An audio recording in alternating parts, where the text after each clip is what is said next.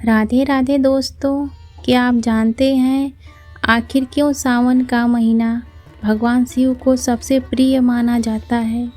क्यों इस महीने में भक्त भोलेनाथ को जल चढ़ाते हैं?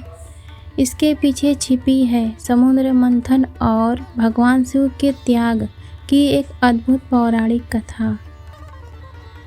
बहुत पुराने समय की बात है, जब धरती पर देवताओं और असुरों का समय था। एक समय ऐसा आया जब देवताओं की शक्तियाँ धीरे धीरे कम होने लगीं।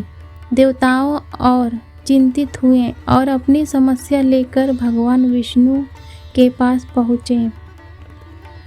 भगवान विष्णु ने कहा, यदि तुम अमृत प्राप्त कर लो तो तुम्हारी शक्तियाँ वापस आ सकती हैं। इसके लिए क्षीर सागर का मंथन करना होगा। फिर देवताओं और असुरों ने मिलकर समुद्र मंथन करने का निर्णय लिया।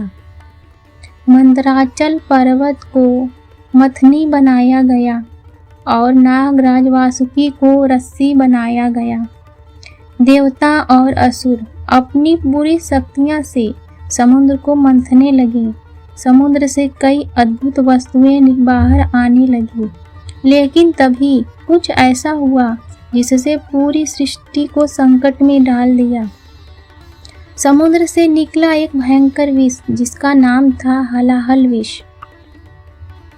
उस विष की भयानक शक्ति से तीनों लोग कांप उठे।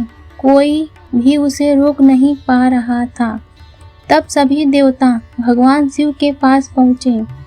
देवताओं ने हाथ जोड़कर कहा, हे महादेव, अब केवल आप ही इस संसार की रक्षा कर सकते हैं। भगवान शिव ने संसार को बचाने के लिए बिना किसी डर का उस विष को अपने कंठ में धारण कर लिया।